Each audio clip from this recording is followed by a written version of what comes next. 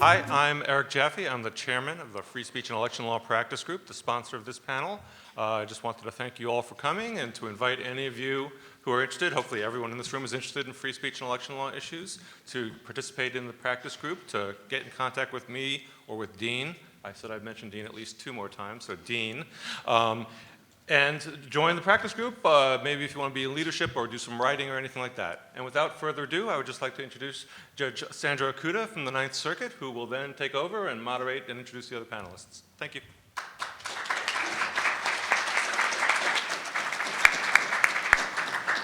Thank you very much. Can you hear me? Yes. Okay. I'm delighted to be back here at the Federalist Society National Lawyers Convention. And congratulations on finding this room. It was an intelligence test. I'm here today to talk about the First Amendment and compelled speech with 3 preeminent First Amendment scholars. Because an extended biography for each panelist is available in your materials, I think actually in your app, I'll just make a very brief introduction. First, Professor Eugene Volokh, who I think probably doesn't need an introduction, is a professor of law at the University of California at Los Angeles. He's an extremely influential writer on First Amendment topics, as well as garnering fame for the well-named Volokh conspiracy blog. Professor Mark Rienzi, at the end, is a professor of law at the Columbus School of Law at the Catholic University of America. He's also the president of the Gov't Fund for Religious Liberty, and has broad experience litigating First Amendment religious exercise and free speech cases. Professor Amanda Shanor is an assistant professor of legal studies and business ethics at the University of Pennsylvania Wharton School. Professor Shanor recently authored The New Lochner, a provocative and very well-received article about the impact of the First Amendment on the administrative state. As an attorney in the ACLU's National Legal Department, Professor Shanor represented the gay couple in Masterpiece Cake Shop. Please join me in welcoming our panelists.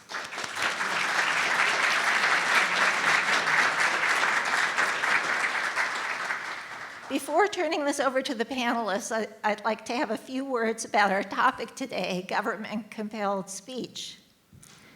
In 1943, the Supreme Court said, if there's any fixed star in our constitutional constellation, it's that no official, high or petty, can prescribe what shall be orthodox in politics, nationalism, religion, or other matters of opinion, or force citizens to confess by word or act their faith therein.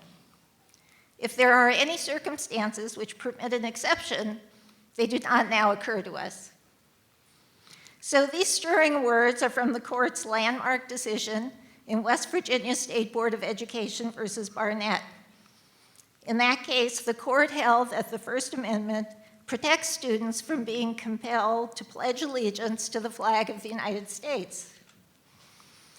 And yet every fall, I tell idealistic new graduate students from law school that they must raise their right hand and repeat after me, I will support and defend the Constitution of the United States against all enemies, foreign and domestic, and that I will bear true faith and allegiance to the same. Now, at least one of my law clerks was shocked that she had to make that pledge. I don't know if this is a condition of the job as my law clerk, but AO Form 78A says, appointment is not complete until the oath of office is administered. I mention this because it's sometimes difficult to see how the court's compelled speech jurisprudence applies in the real world. For instance, the Supreme Court has held that the government cannot require recipients of federal funds to adopt a policy explicitly opposing prostitution and sex trafficking. According to the court, it's a basic First Amendment principle that freedom of speech prohibits the government from telling people what they must say. And yet, the University of California, like many other public and private universities, requires all applicants for a faculty position as a condition of appointment to submit an EDI statement that describes the candidate's past, present, and future planned contributions to equity, diversity, and inclusion. So the Supreme Court has also suggested there are limits on what messages the government can compel private individuals to post on their property. We just had that case last term. And yet, the federal government and most states compel private employers to post multiple notices for the benefit of employees, including the employee's right to unionize and the right to be a whistleblower, information some employers might prefer not to disclose. And don't get me started on the regulations that require calorie information about my McDonald's Chicken McNuggets. So despite some great libertarian statements from the Supreme Court, it's clear that the government is constantly telling us what to say. The question is, how far can the government go? The question was clearly on the Supreme Court's mind this term when it decided 3 important cases addressing these issues. That was Masterpiece Cake Shop, National Institute of Family and Life Advocates v. Becerra, and Janus v. American Federation of State, County, and Municipal Employees. The trend line from these cases show at least some skepticism about the government's power to compel unwilling speakers to convey government-approved speech. So I'm as curious as you are about what these cases portend for the future. And without further ado, I will let the panelists get started, starting with Professor Volokh.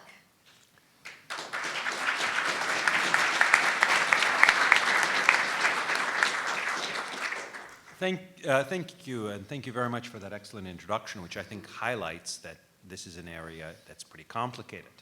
Often you see the court saying, Riley v. National Federation for the Blind is a classic example, but Barnett itself also suggested the same, that the rules for speech compulsions are as demanding as the rules for speech restrictions. And that's often said and sometimes followed, and sometimes not.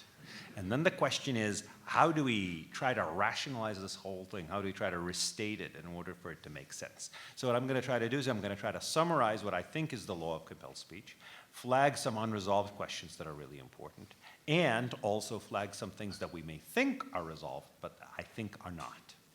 One thing I should mention, especially in light of the excellent examples given in the introduction, is I'm going to set aside for now the other tremendously important area, or say the tremendously important portion of this that has to do with the government acting in special capacities, like employer. Obviously, even setting aside various oaths and such, if you go to work for the government at a UCLA Law School, you better teach classes. And say, well, I don't want to be compelled to teach classes. Well, not going to work, right?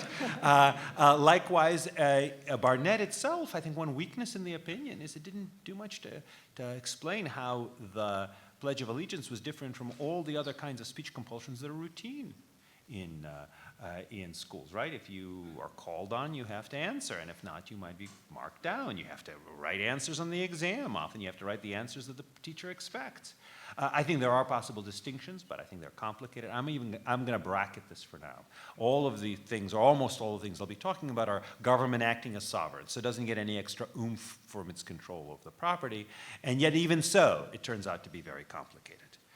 So the first thing I want to say is there actually are 2 compelled speech doctrines. And that's not just me. You see that both in the cases, but also you see it pretty expressly discussed in Rumsfeld v. Fair. It's just many people miss that.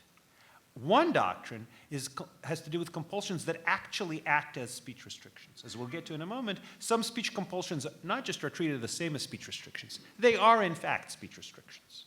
Those, it's pretty easy to say they should be treated as speech restrictions, although, of course, then the question is how exactly. But then there's what I call standalone or pure speech compulsions, like in Barnett or in Woolley, the license plate case, where it's not restricting anybody's speech to require them to pledge allegiance, it is purely compelling it.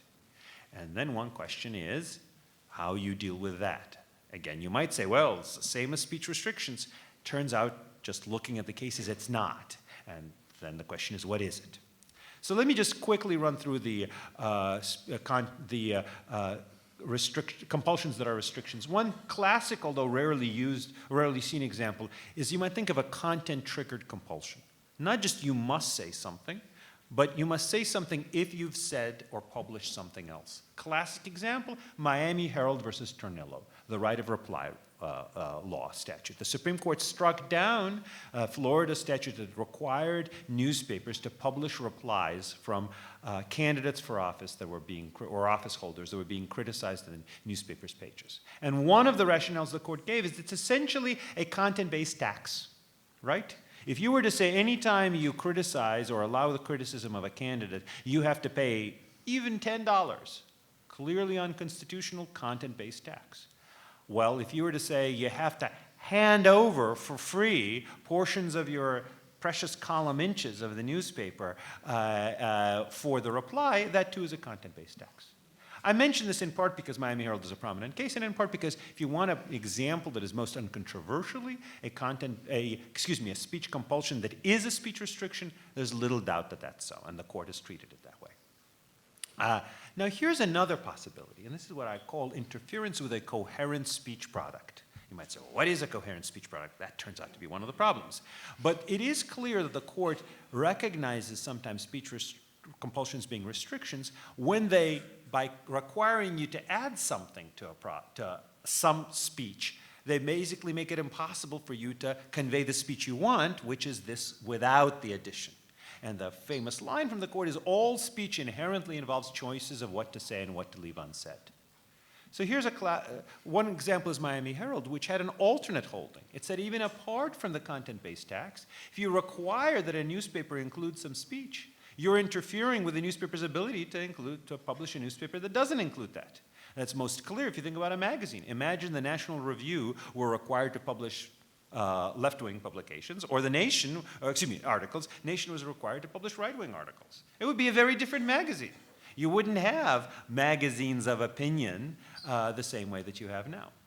Classic example of that is Hurley versus a gay, lesbian, bisexual group of Boston case, which involved a parade. And there was a requirement that it was interpreted by state courts as saying that essentially a parade could not exclude a pro-gay rights group. And the court said, look, the parade is all about what the floats that are chosen to be in it, and that is both the floats that are included and the floats that are excluded. And Wacko Hurley, I think was his name, the parade organizer, the guy who was apparently in charge of the parade, is entitled to choose which floats are included and which are not. Another example is McIntyre, where there's a ban on anonymous leaflets. There's a whole separate doctrine dealing with anonymity, but even setting that aside, the court said, look, by requiring the inclusion of a name on a leaflet, you're interfering with the ability of the author to choose what to include, such as to choose not to include her name. And Riley was an example of where the government required people fundraisers to include in their fundraising pitches information about how much of the money actually ends up in charitable hands. That, too, the court said was an interference with free speech, and I think it's because the pitch was seen as this coherent speech product. And most recently in NIFLA, the court's rationale was, look, if you require pregnancy crisis centers to put up signs talking about the availability of abortion, that affects their ability to present to their clients the speech that they want by requiring them to include other speech. So you might say, okay, fine, why not just say you can't be compelled to say anything? Or you can't be compelled to display anything. Remember, NIFLA, for example, involved display and not speech, likewise in some measure Hurley. Well, let's look at 3 other cases. This Pruneyard, the court unanimously held that a shopping center could be required to allow leafleters on its property. And part of the rationale, if you look at the case and later cases explaining what happened, or justifying Pruneyard, was that, look, it doesn't interfere with the shopping center's owner's own free speech. Now, you might imagine that every shopping center is creating a coherent speech product, kind of the overall look and feel of the center. And of course, there may be signs, there may be Christmas decorations, various other things. But the court's view is, people just don't view that as a coherent speech product. It's even more clear in Turner Broadcasting, where a cable system was required to include various channels it didn't want to include. The court said no speech compulsion. Now, there was 5-4, in part because nobody perceives a cable system, like Spectrum or Warner or Time Warner cable as being a coherent speech product. Now, maybe the court didn't deal with it, but maybe a cable channel might be seen as a coherent speech product, but a cable system was not. And most recently, in Rumsfeld v. Fair, the court upheld a requirement that universities allow military recruiters.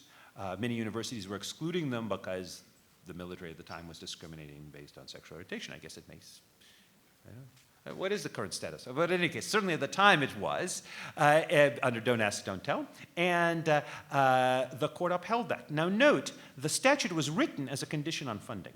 But the court said we don't even have to deal with the unconstitutional conditions doctrine, because even if this were just a mandate, a flat requirement, it would be constitutional.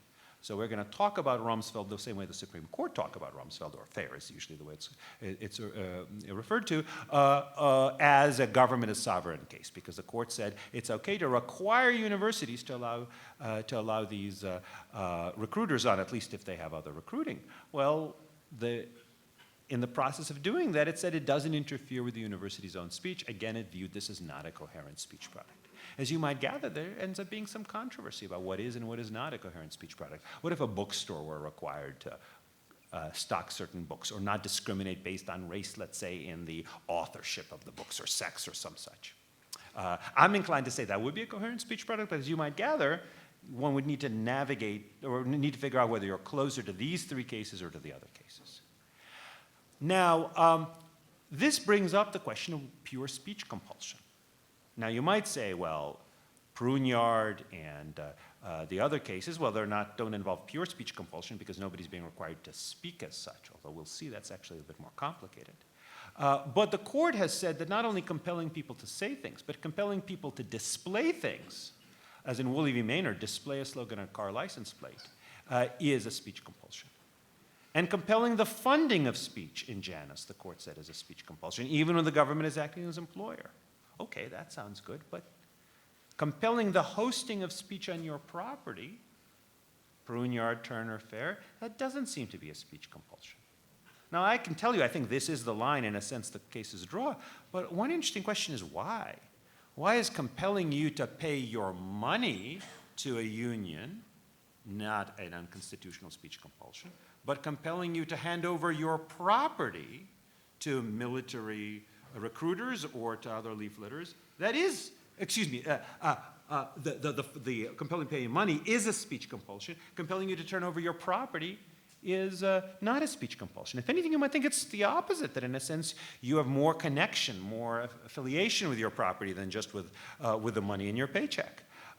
In any event, the court has never really fully explained this. I think that's an interesting and complicated conceptual question. Now, there's actually a possible way of reconciling all these cases, which I'll get to in a moment. But there's one other question. In Pruneyard, the court stressed that one reason maybe it was okay to compel shopping centers to allow leafleters on their property is because the shopping center had to allow all speakers equally. So it was, in a sense, a content-neutral speech compulsion. It isn't just not triggered by the speech of the shopping center. It's not affected by the speech of the proposed visitor, excuse me. But then along comes Fair. Universities only had to allow military recruiters. It wasn't the university had to allow all recruiters if it allowed some. It only had to allow military recruiters. That's pretty clearly a content-based compulsion, I would think. What's the current status? We don't know. And that turns out to be important because some states do have content-based compulsion. So some states say you don't have to allow, as a shopping center owner, everybody on your property, but you do have to allow people who are gathering signatures for initiatives and referenda. Viewpoint neutral, but clearly content-based. Is that constitutional? Turns out we don't know. There's actually a dispute between the Cal Supreme Court and the DC Circuit as to whether states can say property owners have to allow unions, but not other speakers, access to their property. That, too, not clear because the court seems to say one thing in Pruneyard, another thing in Fair. Now, so here's a possible rule. And I claim this rule actually connects or restates well the cases. The problem is it's not at all clear that it makes any sense. And it restates the cases both as to funding and as to property access. You might say compulsions of turning over either your money or your property are okay if They benefit all speakers neutrally. There's actually a funding case on that called Board of Regents versus Southworth, which involved student dues funding that ended up going to a wide range of student groups. Or if it benefits just government speakers. That could explain Fair v. Rumsfeld. It could also explain why the court said it's impermissible to require people to pay money that ends up going to unions, but permissible for the for the government to require people to pay money that goes to the government in taxes for speech, among other things. Among other things, in a union labor management negotiation, it's not just under the old pre-Janus regime. It wasn't just the union that was funded by compelled funds. It was management, too. Management is the government employer. It's obviously funded by compelled tax money. So that rule captures well what the results are in the cases. But again, it's hard for me to see why it is that compulsions that benefit the government speakers would somehow be better than compulsions that benefit union speakers, let's say, or that benefit other speakers. Very hard to know. Here's another thing that's uncertain. Compulsions to state facts. Riley says compelling statements of fact, like 80% of the money I raise is going to go to me and my colleagues and not to the charity, just as bad as compelling statements of opinion. But in FAIR, one of the things that the law required universities to do is send around emails announcing where the recruiters are. Not just allow them on the property, but actually to talk about them the same way they talk about other recruiters. Court says, well, that's a far cry from the compelled speech in Barnett and Woolley. Why? Well, maybe because it's a compelled statement of fact and not of opinion. But what about Riley? Very hard to tell.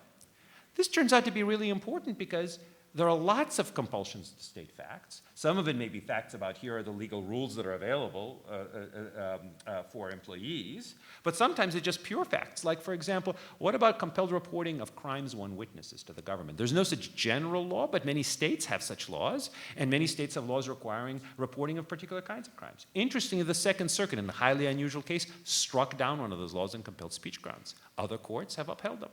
What about compelled reporting of financial information, such as tax information, or information to taxing authorities, whether income tax, sales tax, or whatever else? What about compelled reporting of information to the census? Or how about the Maynards, right? They had to show up at the DMV, presumably, and convey all sorts of information. Again, you could say, well, but that's different from a live free or die. That's facts. Okay, but then what do you do about the Riley line that facts are treated the same as opinions?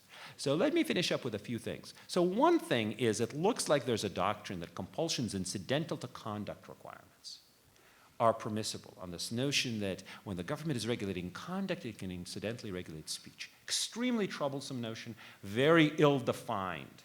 I do think there's a way of rationalizing. I wrote an article all about it a couple of years ago in Cornell. But what it looks like in this context is when people engage in non-speech conduct, they may be required to provide information either describing the conduct and its consequences or alternatives. That's the rationale the court gave in Planned Parenthood versus Casey as to why informed consent is to be required, can be required for abortions. Although it's an interesting question how reconcilable that is with NIFLA, although I think it could be. Or if it's the sort normally provided by the people with regard to similar conduct. So you might say, for an ordinary anti-discrimination law case, is if a restaurant has to provide service for people with regard to race, it includes the speech component of the service. Like, you can't say, okay, we'll pay you the food, but we won't tell you what the menu is. We won't show you any menus, because that's compelled speech. So that might explain the situation in FAIR, but again, note this is weirdly bumpy, almost gerrymandered doctrine. Does it make much sense? Maybe. I think this may make more sense than the one I just talked about before, but at least you need something like that to reconcile the cases. Let me close with two items. One is compelled commercial speech. What can be required to post in your ads? It looks like the rule is government may compel commercial advertisers to include government-mandated, purely factual and uncontroversial information about their goods and services. Well, what about controversial information? What about not purely factual? It looks in the face of NIFLA that they can't require that. But there is a good deal of controversy about how much, about where those lines are drawn. Among other things, what constitutes uncontroversial information. The last question is one that is on many people's minds, was at the time of Masterpiece Cake Shop, and continues to be because, of course, the court never resolved it there. What do you do about compulsions to create speech? Like compulsions to take photographs or compulsions to sing wedding songs. or compulsions to make calligraphy invitations. Even if the compulsion is articulated as a non-discrimination rule, it still compels the creation of speech. Are they like compulsions to display speeches in Woolley, or are they not? And then, of course, one of the key questions, on which actually I differ from many of my conservative friends in Masterpiece Cake Shop, is what constitutes speech? If you've got a speech compulsion, what about the cake? Well, is that speech? What about photography? I think, and given the judge's background in journalism and her husband's background in photography, she might, without admitting it, agree that photography is speech. What about florists? Say it with flowers? Is it? So those are some of the many questions that remain unresolved. Well, as you can imagine, appellate judges love to hear that there's a discernible rule, but it makes no sense. Right. And so we hope that Professor Rienzi will make some sense over compelled speech and religious objections. Great, thank you, Judge. I'm going to try to give you a good rule. First, I'm honored to be here. Thank you all for coming. Thank you for having me here. It's great to be here with this panel. Let me give my normal disclaimer, which is I have a whole lot of employers, I have a whole lot of clients, and I'm not here to give their views, I'm here to give mine. Americans disagree on all sorts of big and important questions. We disagree about religion, sex, marriage, life, death, war, peace. That's okay. That's the natural consequence of free people who are allowed to think for themselves. If the government could dictate an orthodoxy on those questions, if the quote from Barnett were not right, if the government could tell us the answers, it would be easy because we wouldn't disagree, right? We'd have a little less friction because we'd all think the same thing. But we don't, and I suspect most of us don't want to live in that world.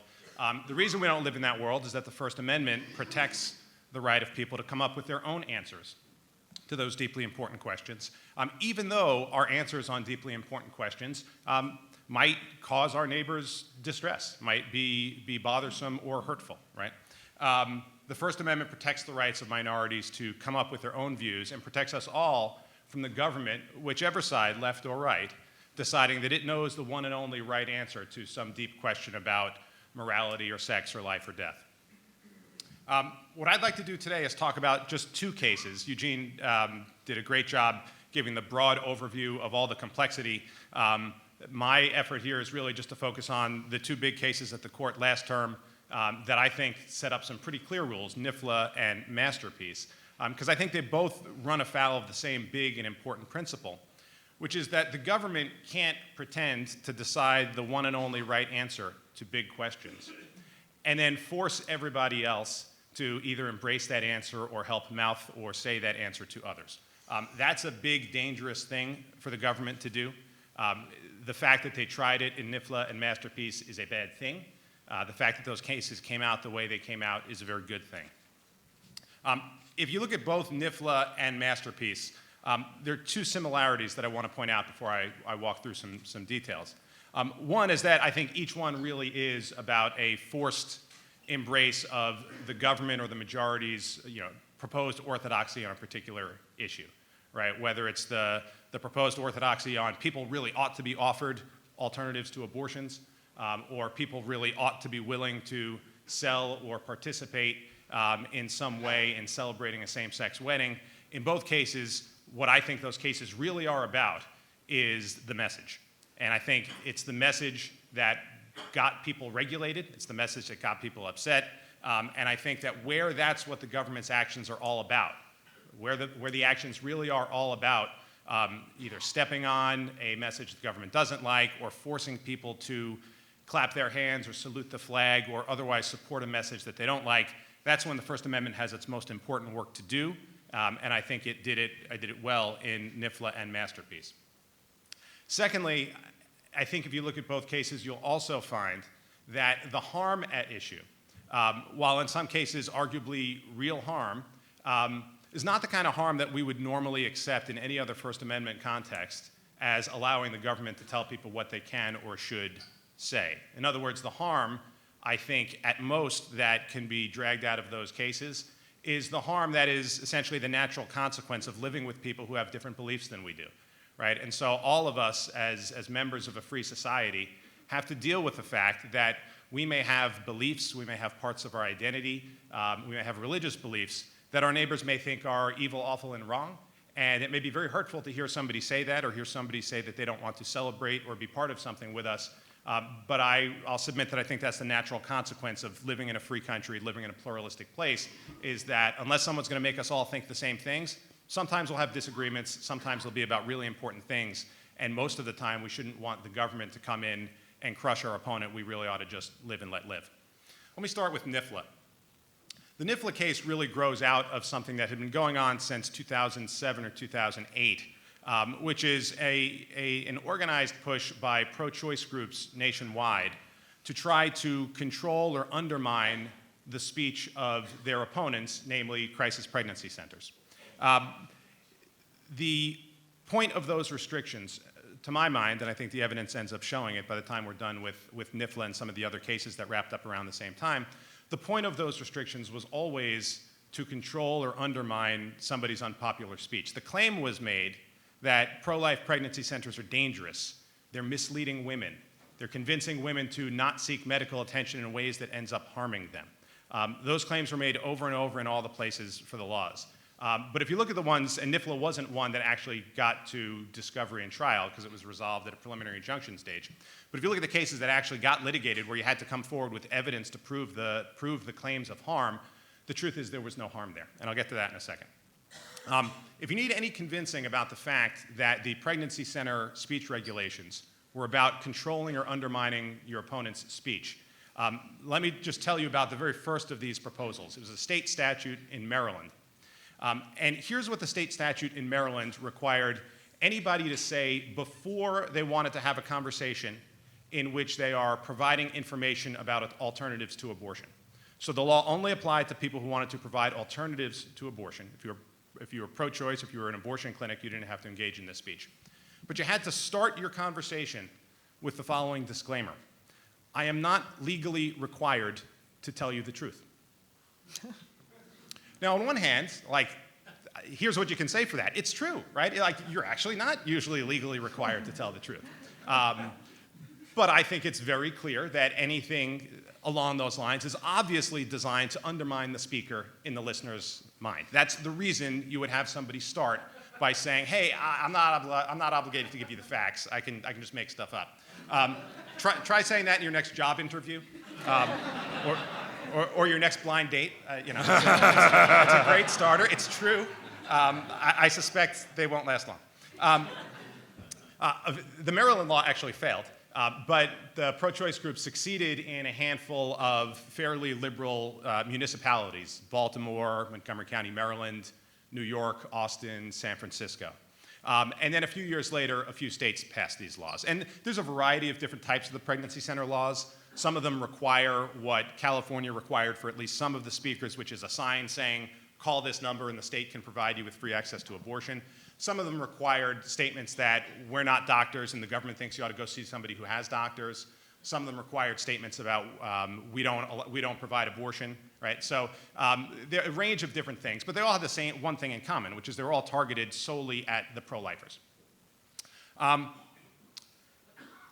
Leading up to NIFLA, those cases were almost entirely losses for the pro-choice side. And then NIFLA, of course, was a loss for the pro-choice side. And I want to give two reasons why it was a loss, and then just tell you a couple things from some of the lower court cases.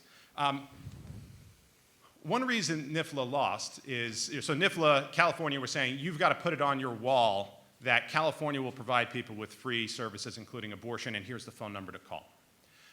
The problem with that requirement is that it's really hard to get past the idea that California could do that itself. This is the state of California. They've got one of the biggest GDPs in the world. They don't lack for a mouthpiece when they need one. The idea that California needs pregnancy centers to tell people that California offers free stuff is just a pretty weak argument. It's a pretty dumb idea. California can actually tell people whatever it darn well pleases. It can advertise it on every billboard and radio station in town. And they just don't need to make the pregnancy center say, here's where you go for your abortion. So I think it was obviously gratuitous. And I think that's also true of the other kinds of regulations. If the state thinks there's something important to say about crisis pregnancy centers, they can say it. No one stops the government from saying it. But it's a little bit odd to say that the pregnancy centers need to say it by themselves. At times, these governments have argued that it's commercial speech, and we don't really have time for that argument, so I'll just take 20 seconds on it, which is to say if pregnancy centers that provide help and advice for free, often in the basement of churches, if that's commercial speech, then everything is commercial speech. And that may be an appealing idea if you are California or one of these governments that's really looking hard to find a way to regulate somebody's speech, but it's a really terrible idea for the First Amendment. It's a really bad idea. People get all sorts of free information and advice from all sorts of places. The idea that the government gets some extra power to regulate it is a real dangerous idea.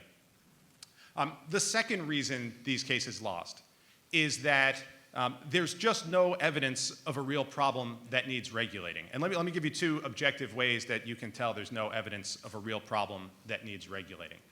So the state of California argued that, well, one of the things we worry about is people fakely pretending to be medical clinics when they're not really medical clinics.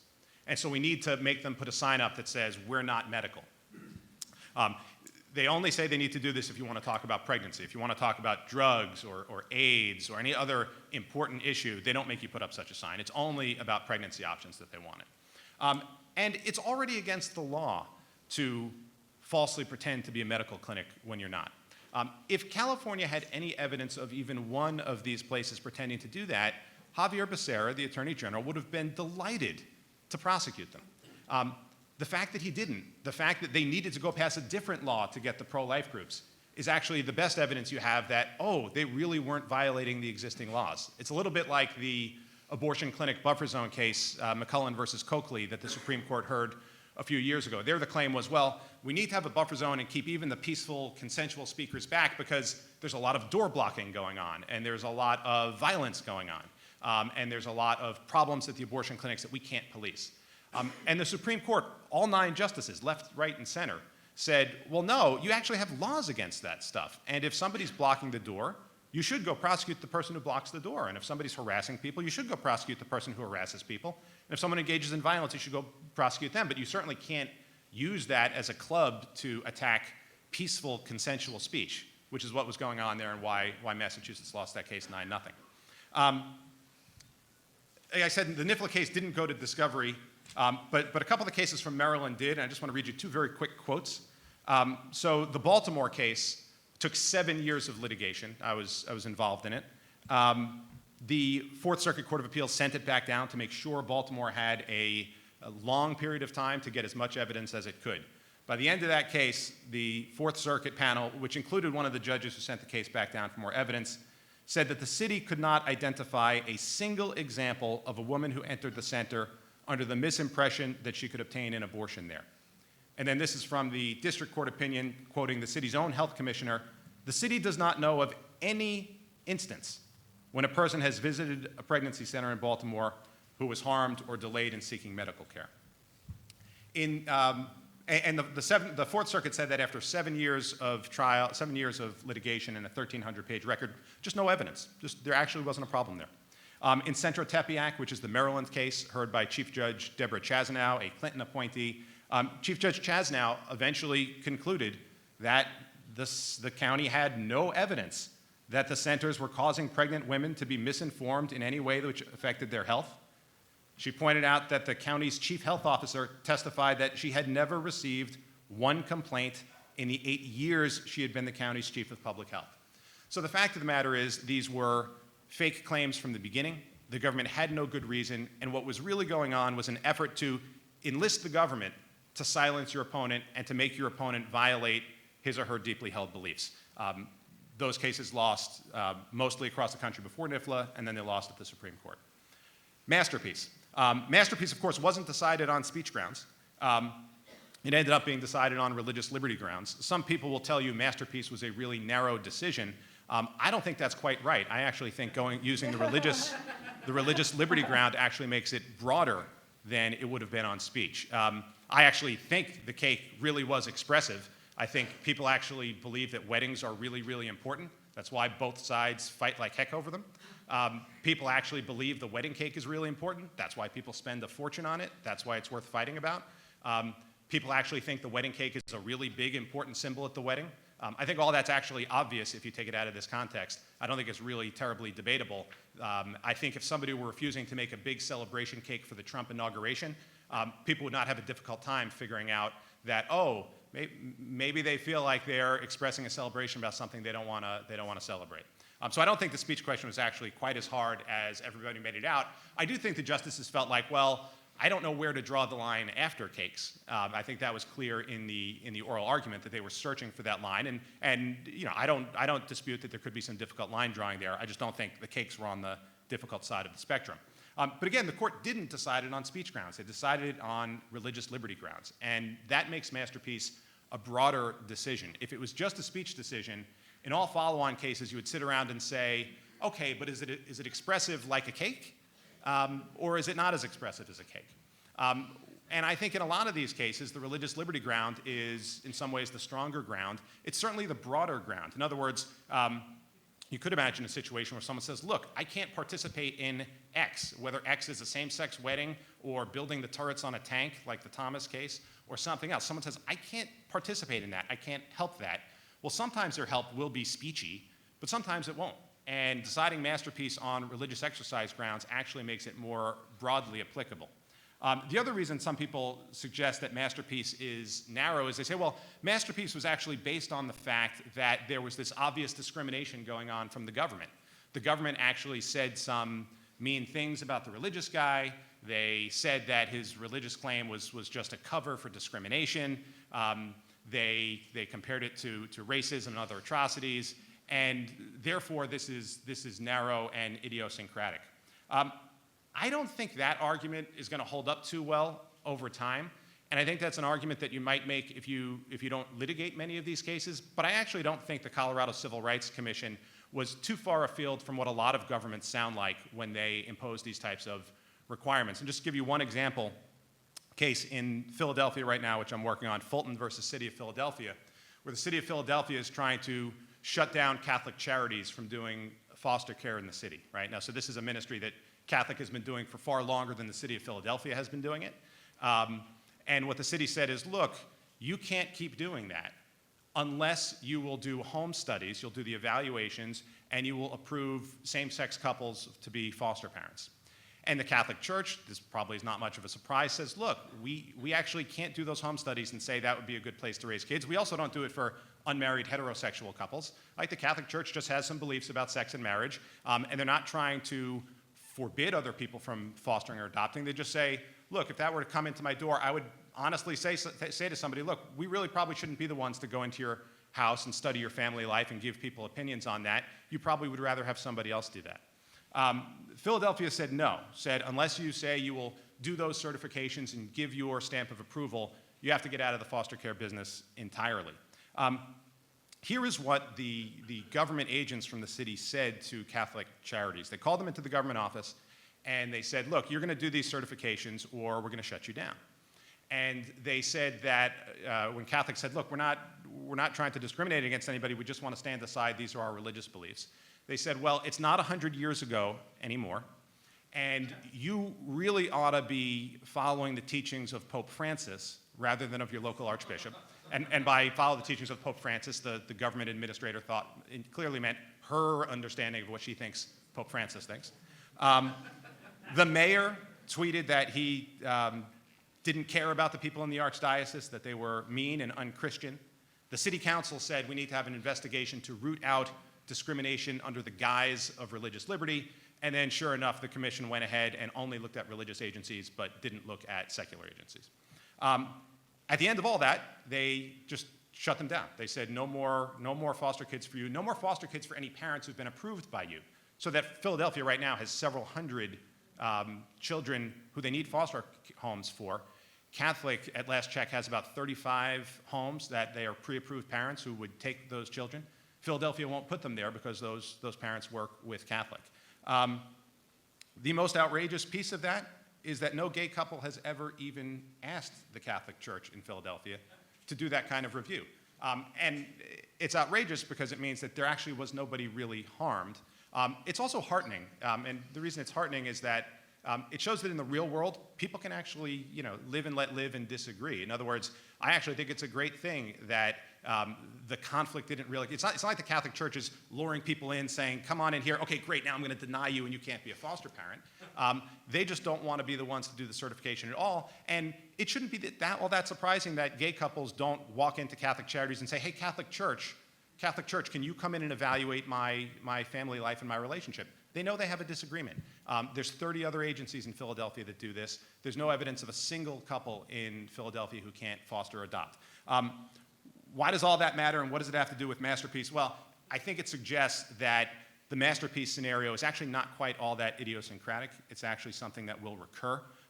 In all of these cases, in Masterpiece and in Fulton, the harm that we're talking about is, I think, plausibly real. In Philadelphia, it hasn't happened yet. No one's even asked. But it's plausibly real in that it can certainly be really hurtful if somebody says that I think your identity, your marriage, your religion is deeply wrong and evil in some way, right? I think that's tough stuff. That's hard. And I don't think we should act like it's not. I think it is.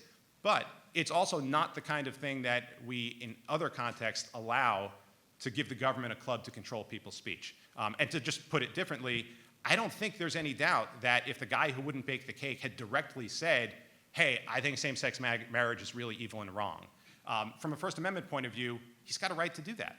Right? And so the idea that we protect people from this implicit harm of the guy won't bake the cake, but we allow the direct, we allow Westboro Baptist Church to stand on the road with their, very, very, hurtful, mean signs, right? God hates fags and priests rape boys and all the other stuff that Westboro likes to say. We let them stand there. Why?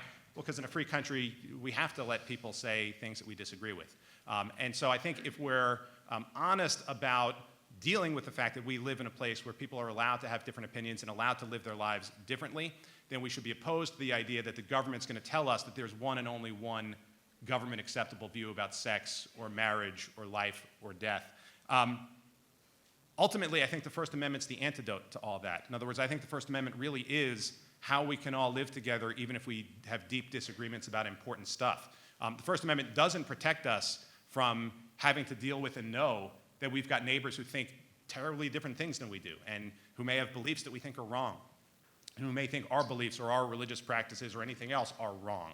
That's part of living in a free country. But the First Amendment does and should protect us from the government saying it can come up with the one orthodox and correct answer and then punish people who can't live by it. So I'll stop there.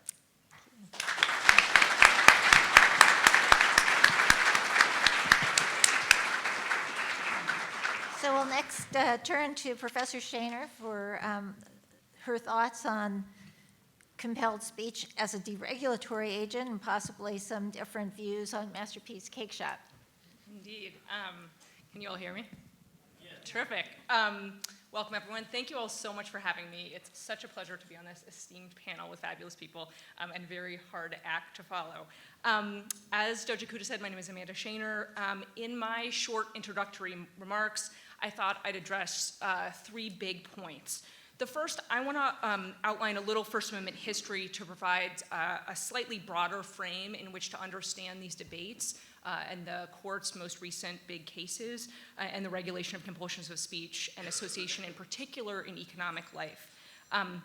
But to give you one top-line takeaway, really big and important things have been happening in the First Amendment, and particularly in the First Amendment, its interaction with regulation of economic life in the past few decades, and in particular with regard to compelled First Amendment claims specifically.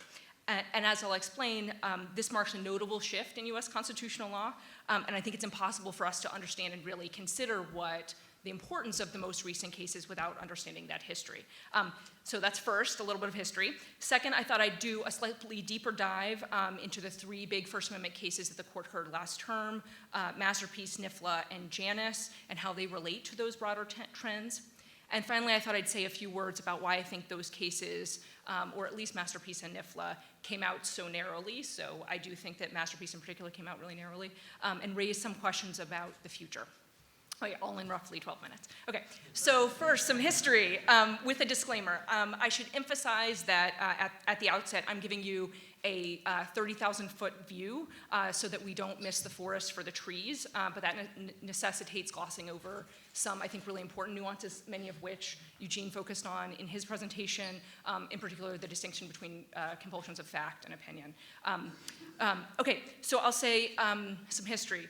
Despite the First Amendment's current prominence, it's actually quite young in many ways, and within it, the protection of compulsions of speech, association, and expressive activities in commercial life in particular are far younger. The founding generation, you'll recall, passed the Sedition Act of 1798, which made seditious libel a federal crime. As Akil Amar has explained, Supreme Court justices writing circa 2 centuries ago cheerfully enforced a Sedition Act that made mere criticism of certain incumbents a federal offense. The Supreme Court, in fact, did not address a single free speech claim until the early 1900s, and those cases all involved what we might sort of like understand as core political speech. In the early 1940s, just after the Supreme Court's turn away from Lochner, the court rejected outright the notion that the Constitution protects speech in commercial life at all, right? It was just a regulation of a business practice, and that's what governments can do. It wasn't until the 1970s, which is, I think, after many of you, at least a few of you were born in this room, that the court extended constitutional protection to speech and activities in commercial life at all under the First Amendment. And when it did, it adopted different rules for the protection of that type of speech, giving strict protection to speech and association that are, for example, political under the principles of Woolley and Barnett, or intimate, like your choice of friends or partners, but less or even no protection to speech, expressive activities and associations in many parts of economic life. Why it did that, I think, is really interesting and important.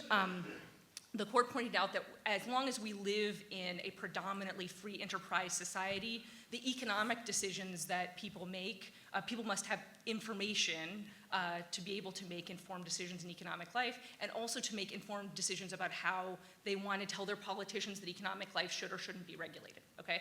And so the court protected commercial speech as being an important source of information for the public to be able to make both economic decisions and political decisions about how to regulate the economy, which is another way of saying commercial speech, or speech in the commercial sphere, has been, for a long time, from the Supreme Court, oriented towards protecting it as a value to the public, as opposed to as a value for the commercial speaker.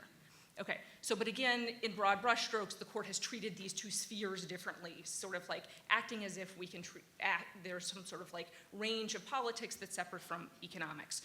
So for example, as Justice O'Connor explained in a case called JC's, these spheres receive, quote, radically different constitutional protections, saying the Constitution does not guarantee a right to choose employees, customers, suppliers, or those with whom one engages in simple commercial transactions without restraint from the state.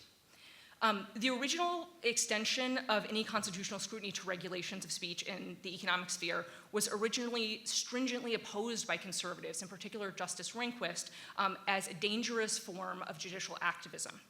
And it wasn't until really the 1990s that began to change, when justices, in particular Justice Thomas, began to see the First Amendment as a robust protector of economic liberty. So focused on economic liberty as opposed to what we might understand as speech per se. Since that time, again, since really only the 1990s, these cases have been rapidly proliferating and claimants becoming more successful in some cases ever since. The last 3 decades in particular have seen a marked increase in First Amendment challenges to economic regulation, everything from cigarette warning labels to the nutrition labels for McDonald's food, to credit card swipe feed laws, to the FDA's drug regulatory power, to anti-discrimination laws like that at stake in Masterpiece. And as we'll discuss, arguably each of the court's 3 important decisions last term could be understood at least in the main in that thread. What's fascinating to me as an academic is that these sorts of challenges didn't exist a few decades ago, but as Floyd Abrams, a prominent First Amendment Supreme Court advocate, said in a debate a couple years ago, more so than perhaps at any other moment in history, the basic purposes of the First Amendment are now in play. Okay. So again, the important points I want to convey are that the First Amendment protection for any form of expression or association in economic life is actually really strikingly young, but is now one of the most hotly contested areas of constitutional litigation today. This leads me to my second set of points about the court's last term of cases. Hopefully, you can all now see how these larger trends are important to the three cases on the court's First Amendment docket last term, Janus, Masterpiece, and NIFLA, each of which could be understood as a compelled speech or association challenge to a law that we might view as a form of economic regulation. So in Janus, a law regulating the management of public employees. In Masterpiece, a law regulating sales by businesses open to the public. And in NIFLA, a law at least purporting to regulate the medical profession. Okay, so I want to just look at each of these and think about how it connects to these broader trends. So I'd like to start with Janus because I think in some ways it's the most straightforward, if in my view, the most wrongly decided. Janus involved a public employer, and in the context of public employers and public employees, employee unions 40 years ago in a case called Abood, you all may remember, the court sought to balance the including different speech and association interests that are at stake in a public workplace. So, of course, not only the folks who don't want to join a union have associational interest to not join, but also the people who join a union, who want to join a union, and then employers have employer interest, government employers have employer interest in managing their workplaces however they see fit. The court in Abood struck a type of balance and essentially divided the world between political and economic and said, the government can compel payments to unions for essentially economic functions, right? So things that the government delegates to the union to manage its workplace, but it can't compel an employee to pay money to a union for a union's political speech, right? So you can't be compelled to pay for a union's political speech, but insofar as a government employer is saying, we want a union to do things like run grievances, and you all have to pay into this, then we can make employees pay into that as a form of like economic governance. In Janus, the court essentially rejected those long-held distinctions and held that a union, basically everything a union does is political, and so no payments can be compelled to a union. On the one hand, I think of the three opinions, Janus strikes me as clearly the most inconsistent with prior precedent. It also ignores, and I think this goes to, what I understand Eugene's dispute with Janus to be, which is that it also ignores that there might be a difference between a government acting as a sovereign versus a government acting as an employer, as a manager of its workplace. But on the other hand, I'm not that concerned about Janus in some ways because I doubt it'll be applied elsewhere. I can't imagine that we're going to see the court, for instance, hold that a government can't compel you to pay taxes just because everything the government does is obviously in some sense political. And you say don't want to pay your taxes because you don't want to support Obamacare or building a wall with Mexico. Okay. I also can't imagine that the courts are going to read Janus to mean that every government employment issue can be made into a federal constitutional case. So while wrong and I think unprincipled, I suspect that Janus will be pretty cabined. So this leads me to Masterpiece. I want to say a little bit about Masterpiece, which I had the honor of litigating with a group of terrific lawyers before the Supreme Court. I think you all may reasonably think, I just worked on the case at the Supreme Court level, and when I came into the case, I thought it was really about gays and cakes and maybe whether or not cakes are art. As I got more into it, it became really apparent to me that the case put at stake much broader issues, and let me explain about that. For centuries, public accommodations laws have protected the rights of persons to obtain goods and services on equal terms in American economic life. They have protected the equal opportunity to participate in what the Supreme Court has called the basic transactions and endeavors that constitute ordinary civic life in a free society. Over many decades, both Congress and the Supreme Court have considered and rejected arguments by commercial entities claiming constitutional exemptions from laws forbidding discrimination in the provision of public accommodations, including restaurants or bakeries. Let me give you some examples. So in Hartford Atlanta Motel, the court rejected a Fifth Amendment, so like an economic liberty claim brought under the Fifth Amendment, brought by a motel that didn't want to serve black customers. And the court rejected that argument, saying that you don't have that right against a public accommodations law. In Newman v. Piggy Park, the court rejected a free exercise of religion clause claim against a barbecue joint that didn't want to serve black customers on religious grounds. That may seem, maybe it doesn't seem now with the rise of white nationalism, but that may seem less believable today, but at the time, the owner of the store very much believed that that the Bible required separation of the races, and so felt religiously compelled not to allow black people at his barbecue restaurants. The court rejected that argument as quote-unquote frivolous. Then in Hishon v. King and Spalding, I like this one. King and Spalding, a large and still prominent law firm, brought a freedom of association claim to say that they didn't have to make women partners because they had a right to associate only with male partners, not with female partners, and the court rejected that as well. And then in a case called Runyon, the court rejected a claim that private schools had a right just to accept white students and not black students in the face of an anti-discrimination law. In every one of these prior cases, the court has rejected such claims, whether framed as involving the freedom of contract, association, or religion. Instead, it's held that discriminatory conduct by business entities, quote, has never been accorded affirmative constitutional protections. As an academic, I think it's fascinating that over time, the underlying constitutional claim, so whether it's the Fifth Amendment or the First Amendment or what have you, has changed, but that the sort of like the gravamen of the underlying claim, like what's really happening in real life that people care about, is in many ways the same. And I want to emphasize too, that's not me trying to say that what's happening in Masterpiece or any of the religious exemption cases is the same thing as racism or equally bad or worse, but instead that in all of these claims, what's happening is the question of whether or not a business open to the public has a constitutional right to refuse to interact in economic commerce with someone on religious or moral or expressive political grounds. And honestly, what's interesting about the case is when we went into Masterpiece, we were sure we were going to lose. Commentators were generally agreed that despite this long history of cases that made the legal question really clear, like if you were a lawyer, it should be really clear to you that the Colorado and the gay couple should have won. But we all assumed when the case was accepted that the court accepted it to change course and change prior case law and cut out most likely a free speech exemption to public accommodations laws. But to the surprise of many, it did not. The court instead decided the case on, I think, the narrowest grounds it could have under the established principle that a government violates free exercise principles when it enforces a facially neutral law in a biased way that targets religious belief. But that is also to say that the court declined to grant the bakery a free speech right or free exercise right to discriminate its principal arguments, either generally or narrowly, and it thus preserved the decision of the Supreme Court for over 50 years to deny claims to do something like this in commercial life. And it left all public accommodations laws, including Colorado's, on the books.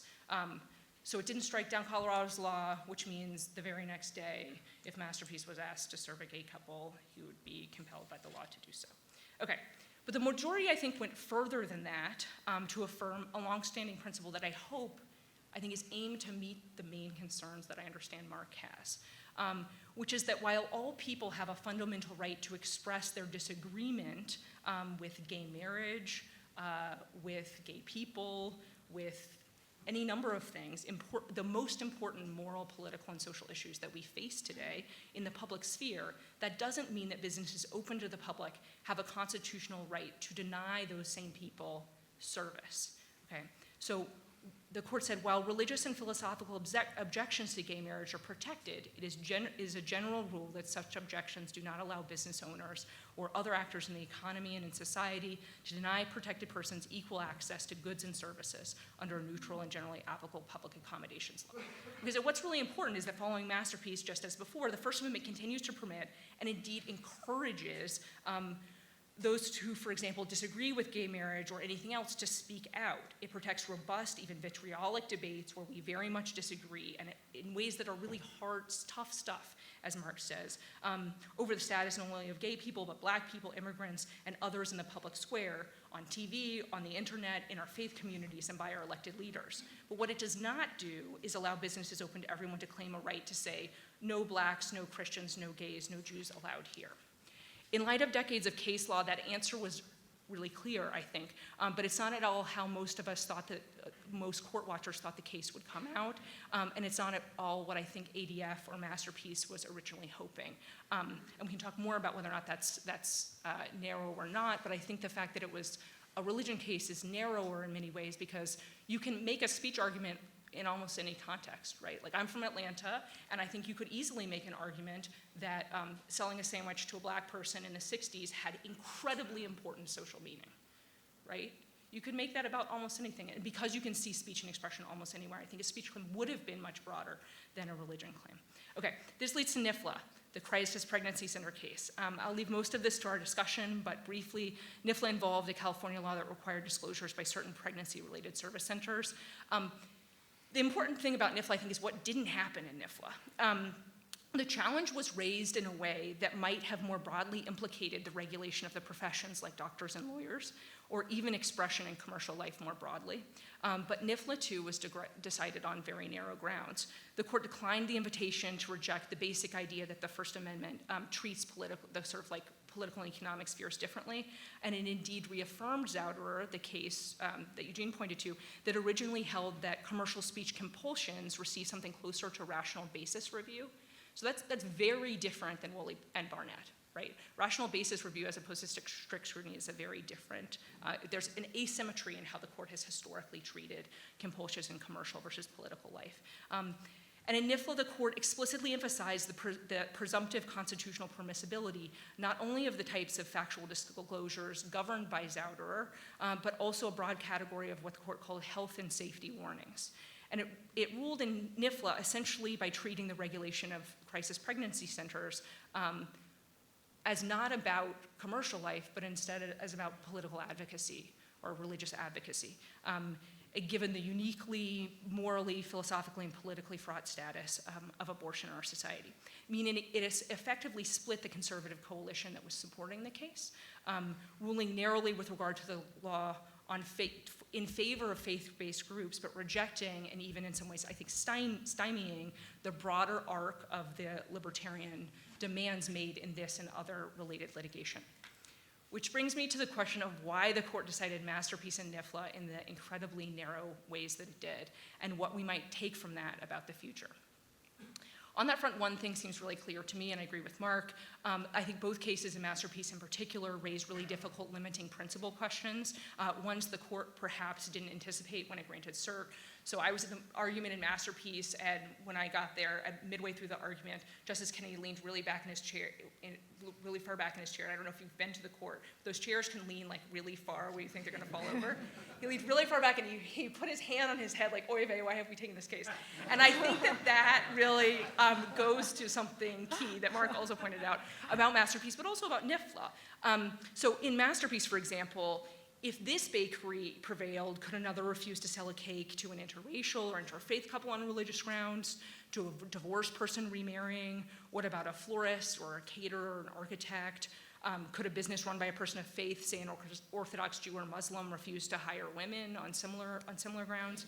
And the speech claim wasn't, and this is where I disagree with Mark, I think the speech claim was far broader. The speech claim wasn't limited to Mr. Phillips' religious reasons for refusing service. It presented at core the problem of what any business expresses about a customer when it agrees to sell something to them. In Masterpiece, the court thus faced the problem. If it gave this bakery a right to decline service, why would it not, or should it not, give the same right to another equally faithful person, even someone that looks less appealing, right, like the barbecue owner who didn't want to serve black people? Or another person equally expressing by refusing to abide by an anti-discrimination law their deeply held views of another person and their status or behavior in our society. And that, I think, ultimately just ended up being more than the court felt like it could deal with. Similarly, in NIFLA, the court appeared unwilling to say that all speech compulsions in economic life should receive even presumptively stringent scrutiny. So what of the securities disclosures or prescription drug or nutrition labels about chicken nuggets or other things? The court's narrow decision suggests to me that it just wasn't ready to go down the path litigating every commercial disclosure as a federal constitutional question. So finally, in my now dwindling time of your attention, I want to outline just two important thematic questions. The first is to ask whether or not we've been asking too much of the First Amendment of late. Is the First Amendment really the proper vehicle to try to limit the administrative state as it's really become in many ways now? And I think these cases show us that there may be a limiting principle to the First Amendment's ability or the court's interest in having the First Amendment do so. Are cases like Masterpiece really about speech? Are they being litigated that way because of the arc of our free exercise jurisprudence? So in particular, was Masterpiece litigated as a speech case because of Smith's holding that rational basis review applies to neutrally generally applicable laws that incidentally burden religion? Okay. Second, what do our theories of constitutional legitimacy say about any of this? The First Amendment and compelled commercial speech claims in economic life in particular are having something of a living constitutionalism moment. If you're a principled originalist, this may seem concerning to you. Many of these cases, I think, place libertarian originalists in something of a difficult position because the sort of deregulatory outcome potentially produced by some of these claims may be attractive, but the method of reaching them is contrary to the methodology from which originalism derives its normative force. I also noted a couple times, I think that some of these cases pit sort of faith-based conservatives and libertarian conservatives not necessarily on the same page. And I think as we'll see, some of the abortion litigation may go in that direction. So for instance, there's a bunch of state laws in states like Texas that require ultrasounds before a woman can have an abortion. Why should that type of case not be treated the same as the type of regulation at NIFLA? And I think you might have a different view of that case if you come from a faith direction as opposed to a libertarian direction. So that's all I've got to say for now, but I'm thrilled to be on this panel and look forward to the discussion.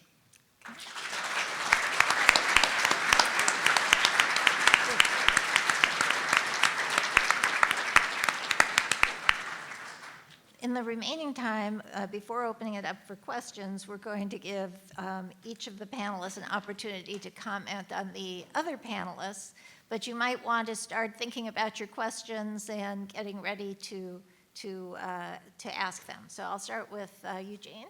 Sure. So I wanted to ask maybe 3 questions to my fellow panelists. One for Mark. If somebody comes to me knowing that I'm a lawyer, maybe doesn't even say, "Oh, can I hire you as a lawyer?" but asks me some questions about what did you do about their debts? Of course, I'll say I have no idea. But let's say I say, "Oh no, yeah, I'll tell you. You can do this, you can do that," but I don't mention bankruptcy because I'm morally opposed to bankruptcy. I take it that the bar could say, and malpractice law could say, that if somebody comes to me asking for advice about a particular issue, that I could be required to tell them all that's in their interests, even if I don't fully approve of it. So do you agree, and do you think that the NILFA situation is different in various ways? I wanted to ask Amanda 2 related questions. One is a simple one, just factually simple. Imagine that you have somebody who's a freelance writer, and he satisfies all the requirements for public accommodations the way freelance photographers and others do. He says, "Hey, folks, come and hire me." And the Scientologists come to him and say, "We would like you to write a press release for our new celebrity Scientology promotion center." He says, "I draw the line at Scientology. I'll do it for the Catholics even though I'm not Catholic. I'll do it for Jews even though I'm not Jewish. But Scientologists I just don't." And they say, "Oh, discrimination based on religion in a place of public accommodation." Is that an impermissible speech compulsion, or could he be ordered to do that or else lose hundreds of thousands of dollars? And the third question, also Amanda, for you. So you say, I think you try to distinguish speech in commercial life from other kinds. That's the label that I saw. On the one hand, it seems you're labeling NILFA, which involved, as best I can tell, nothing at all commercial, no money changing hands, no commercial motivations, as a commercial case, even though it doesn't seem to me commercial. But second, in your history, I take it you're treating the union speech and the employer speech cases, which basically arose within a decade and were decided by the court more or less within a decade of when the court first authorized or first used this free speech clause to strike things down. That was in 1931. Late 1930s, union speech was protected, not fully to be sure, it took a while to have more protection, but certainly the court said of that. And the early 1940s in Virginia Electric, and then later echoing to Thomas v. Collins, the court said, of course, employer speech about unionization is as well. So I think for your history and for your analysis to work, you have to declare the union and employer speech cases not to be commercial life cases, but to declare NILFA to be a commercial life case. And this makes me wonder if the commercial life or speech about commercial matters distinction you're drawing is one that actually works. Mark, we'll go to you next. So, sure, I'll go first. So, Generally speaking, I'd say the government can regulate the practice of law. It's regulated the practice of law for centuries as practice of a profession. I think if a lawyer has a religious objection to taking a particular case or giving a certain piece of advice, I think they're entitled to that objection. In other words, generally speaking, I don't think the bar could make me represent Planned Parenthood. I wouldn't do it. So I think if you compare it to the medical context, for something like abortion, from about 5 minutes after we had Roe v. Wade, we've had a relatively broad national consensus, both in federal law and then within a decade after that in most states, of saying there are certain things that the government just can't make doctors do, and one of them is participate in, and often it's refer for an abortion, right? So I think where anyone who's a regulated professional has a deeply held belief that I can't do X, I can't recommend X, I think they've got a strong claim, and I think that's actually been well recognized in the law where it really happens, which is the medical context. I'm not aware of any actual cases that look like your lawyer case, but I do think it's clear that in regulating the practice of law, if I'm in front of the judge, I have an obligation to advise her of precedent, even contrary precedent, and I think the bottom line is a regulation of the practice of law. That's probably okay. I think in terms of making you take a case or making you provide a service, I think it's a little bit different.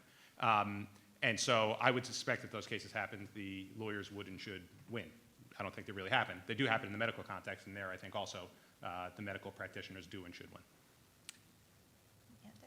Well, maybe I'll go backwards then and talk about NIFLA. So I don't think that NIFLA is a commercial case, or at least that my point was that the court, it was litigated as if it might raise that question. Like that was one of the most important questions I think that was raised in NIFLA, but instead the court didn't take bait on that and treated it really as not about the regulation of doctors, right? So I don't think that it was actually decided in a way that fits within that frame, and instead it said, this is not a Zauderer case, and Zauderer stays good law, and we're not gonna touch that.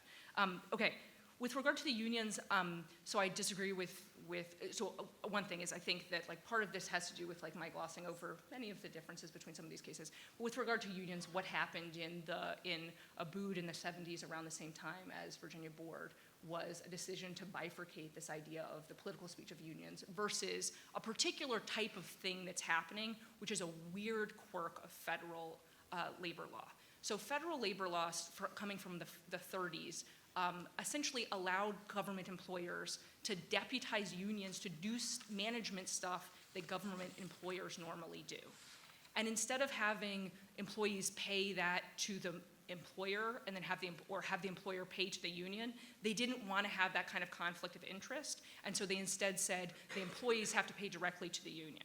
This created a potential compelled speech problem, which is like essentially, I think, a function of the weird structure of federal labor law.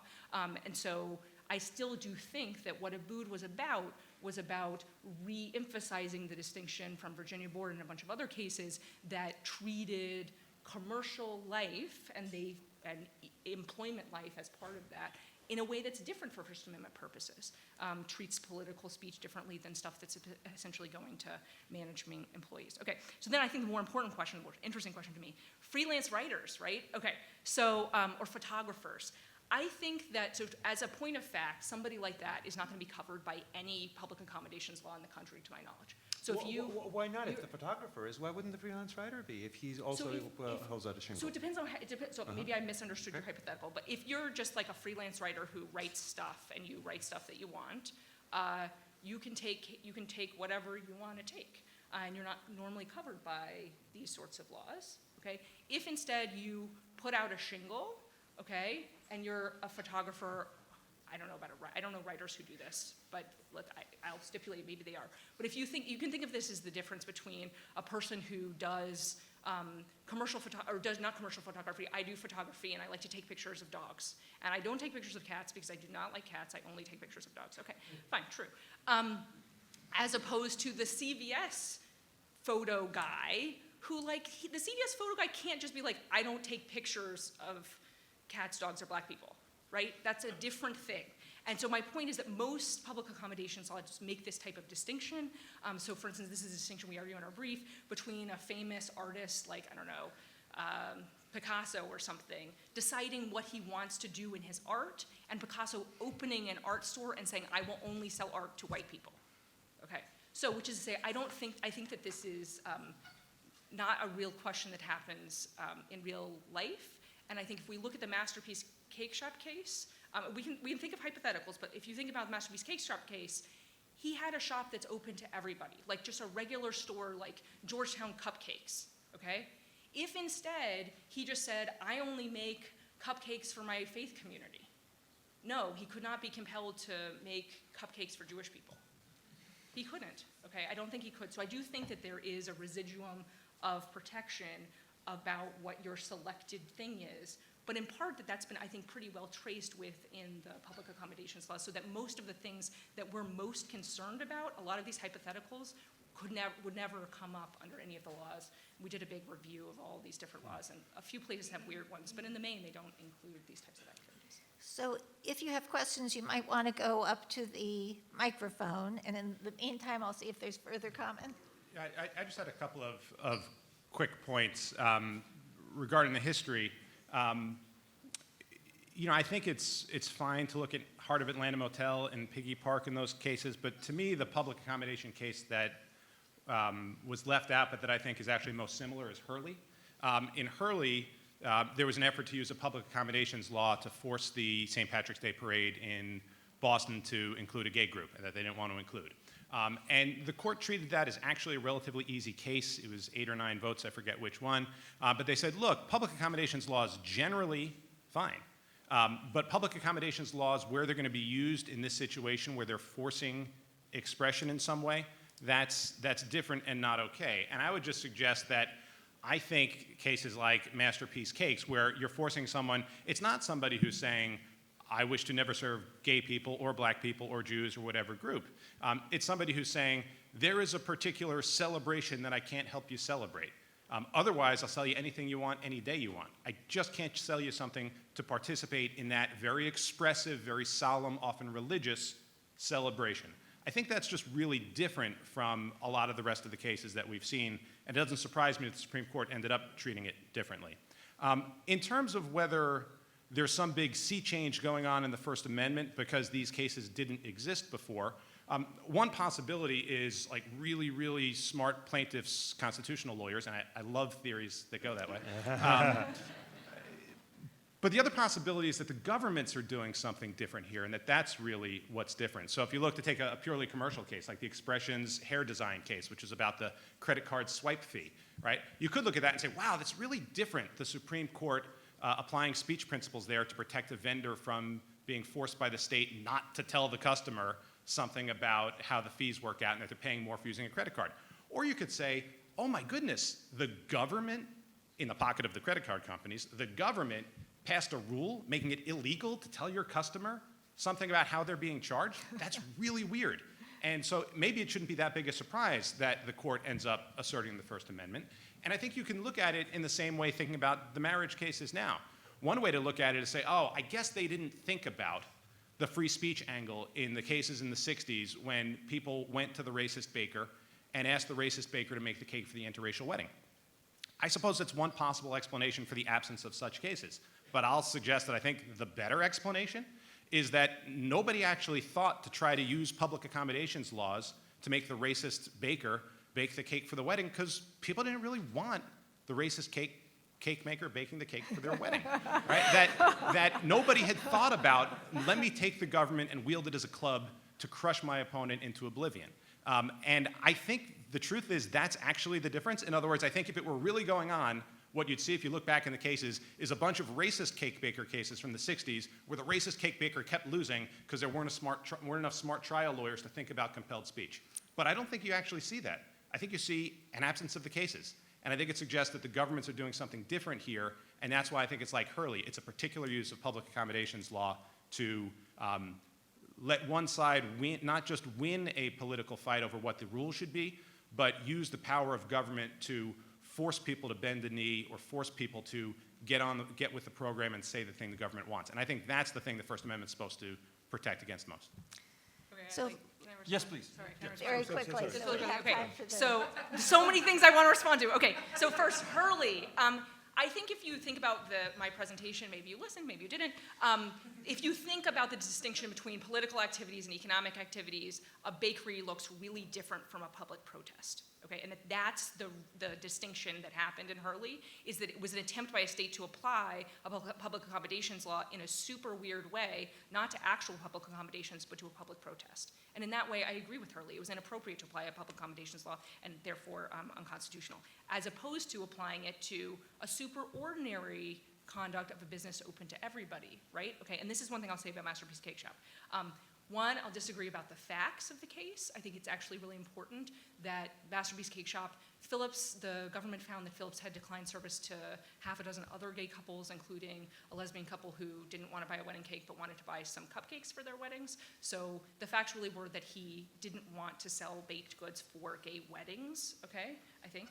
And I think that's fair. And also that when the gay couple came in, two things. They came in on the advice of their wedding planner person, their event planner. They had no idea what Phillips's predispositions were. Having met them, I'll tell you, they sure as heck wouldn't have gone to that bakery to be rejected if they had possibly known that that was going to happen to them. Okay, but in fact they did. And when they met him at the door, he said he actually just doesn't do gay weddings. So as to say, he says no.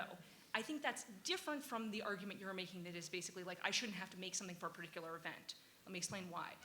As we say on the bench, please wrap it up. Okay, quickly. Okay, sorry. So is it he doesn't make Halloween cakes either? But in this case, it wasn't that he wouldn't make Halloween cakes. It was he wouldn't make the exact same cake for you and you, but would for you and you. And that, I think, is fundamentally different. Okay, we are going to take a couple of questions. Please state your name and affiliation and frame your question in the form of a question. Okay. Dave Watson, I'm in-house with Reynolds Consumer Products. California has Prop 65, which requires you to label your products with things that the state of California says are dangerous to consumers, many of which are not actually dangerous to consumers. And some of the other consumer goods companies with much larger litigation budgets than mine are challenging this on the grounds it's inappropriate for the state to require you to put false information on your packaging. And I'd be curious to your thoughts. I'll just give a quick thought, which is to say, I think it's very different from NIFLA, right? In NIFLA, California was regulating people because they talked about pregnancy and in order to make them talk about abortion. And I think this is a place where Amanda and I agree with how the court analyzed it. That's just very different from most other run-of-the-mind speech compulsions. If what California is saying is if you want to sell a widget that has this chemical in it, you must then say X. It is at least better than the culture war use of government in that they're not regulating the company because it speaks or because it talks about a sensitive issue. They're being regulated because they sell widgets. That said, that's not an area where I litigate, so I don't know enough to tell you how I would think about the rest of the case other than that really does seem to me to be really closer to commercial, and if there is going to be a dividing line between commercial speech and what I would call sort of pure political stuff, which is what I think the Supreme Court was dealing with, that seems pretty clearly on the commercial side of it to me.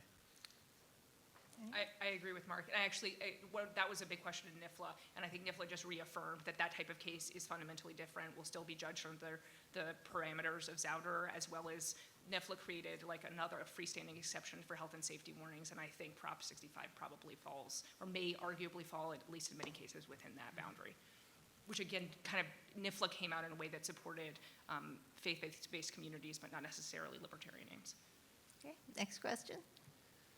The academic left very much wants to propound the thesis that the use of the First Amendment to protect economic liberty is a sort of Lochnerization of the First Amendment. We've seen this in a number of academic pieces. Mark, you propounded a different thesis there right at the end, that maybe it's what the state is doing is different, not what the First Amendment lawyers are doing is different. If your thesis is right, I think over time what we would see is the First Amendment cases that make it to the Supreme Court would be cases involving things done by administrative agencies. And I'm just wondering, over time, is that the trend that we've seen? Are the cases that are making it to the Supreme Court First Amendment cases based on conduct by administrative agencies, as opposed to, say, older cases where it was conduct as a result of statutes? It is as if you stole my computer and read my draft papers, but yeah. I do think if you look at like religious exercise, I've only looked at it in the religion area, but they overlap quite a bit. If you look in the religion area over the past, say, 100 years since Reynolds, 130 years since Reynolds. What you see is that the early cases are almost all statutory. The later cases, you get more and more to its administrative agencies that are imposing the burdens. In the religion context, what I think happens is that if you're in the administrative world, why do administrative agencies bump into religious groups and everybody else all the time, right? It's because agencies are big, they're all-encompassing, they've got lots of tools in the toolbox, they're doing everything these days. All of those reasons mean that when the agencies bump into religious conduct, and probably when they have speech compulsions, there are going to be pretty good arguments that the government should lose, right? Because the big agency that's got all the tools in the toolkit and can try to require nuns to give out contraceptives, to go back to the culture war fight that never dies. Well, the same government that can do that, gosh, they also have a lot of other ways they get people contraceptives, so it's not a particularly hard argument to say, and therefore the government should lose rather than being able to compel people to violate their deeply held beliefs. So I do think you're getting more of them from agencies. I think there are a lot of ways in which agencies are more likely to be people who should lose because they've got a lot of tools in the toolkit. The one other thing I'd say about Lochner is I do think a lot of the rights we're talking about, the abortion right, for example, seems to me is a pretty strong case that Roe v. Wade is pretty darn Lochnerish too. And so that we're seeing an expansion of the law to expand rights, and then if it is, I don't quite think it is an expansion of the law. I actually think these are principles that go back to Barnett. So I guess I wouldn't cop to the idea that on the First Amendment we're seeing an expansion. Okay. Next question. My name is Justin Pearson. I'm a lawyer at the Institute for Justice, and I litigate commercial speech challenges as well as other types of constitutional challenges. And so my question is related to Zouderer. As you probably know, there has been disagreement at the circuit level over whether Zouderer's use is restricted to compelled corrections of inherently misleading speech, or whether it can be used in all compelled commercial speech cases, even when the underlying speech was not misleading. That issue was not resolved by NIFLA, and so I was wondering what the panel thought was the correct approach. So I think the circuits are in agreement that Zouderer extends not to just corrections of misleading or inherently misleading speech, right? Have expressly ruled otherwise, including the one where I live in the 11th Circuit. Which case are you thinking about? There are a couple. My favorite is a case called Mason versus Florida Bar, which dealt with a compelled disclaimer in attorney advertising, and it was struck down under Central Hudson. And there are other circuits as well. Were they after NIFLA or before NIFLA? Before Oh, they were before NIFLA. These are within the last 10 to 20 years, but well after Zouderer. Right. Yeah, it's an interesting question. I do think that NIFLA does not purport to change that rule, Right. except insofar as it suggests that Zouderer actually has a pretty aggressive non-controversiality requirement. That's what I think, if it adds anything, it's that. Maybe, I don't know, abortion is super controversial, so if it has to Right, be right, less right, controversial maybe, than yeah. abortion, That's a there's good like a point. wide range. It's all Yeah. where you draw the bar, right? It's true. It's true. It's true. My commercial speech cases are not as controversial. Okay, last question. I'm sorry, we're out of time. One last. I'm Kai Albert from the state of Washington. This last election, a pamphlet was handed out that said, John Doe is for better government and lower taxes, vote for John Doe. Our Public Disclosure Commission said that pamphlet could not be distributed because it did not disclose the party affiliation of John Doe and did not state by whom the pamphlet was paid for. Now, I'm not asking about the requirement that whoever paid for it has to file a report for a campaign expenditure, but how do you square that with the compelled speech holding that was mentioned earlier, that you have the right to hand out anonymous pamphlets? How do you distinguish Right. speech in the context of an election as opposed to other pamphlets? You know, you should be asking that of the Supreme Court, because they caused this problem, right? In McIntyre v. Ohio Elections Commission, they say you can't require everybody to sign their pamphlets, even ones that are focused on election. There, it's a ballot measure. On the other hand, in Citizens United, the court reaffirmed the proposition that you can require broadcast ads to identify who it is who paid for them. So is the distinction candidates versus ballot measures? Is it broadcast versus print? Is it really expensive things from things where it's merely just a modest amount of reproduction costs? I wish I knew the answer. I'm not sure anyone does. Do you guys know the answer? I mean, Elections are really important, and therefore that's where we have the most important reason to have the government tell us what we should say. I don't really mean that. Well, I'm sorry to say that I haven't obtained a discernible rule yet, despite this distinguished panel, but I think we at least know what all the hard questions are. So please join me in thanking the panel.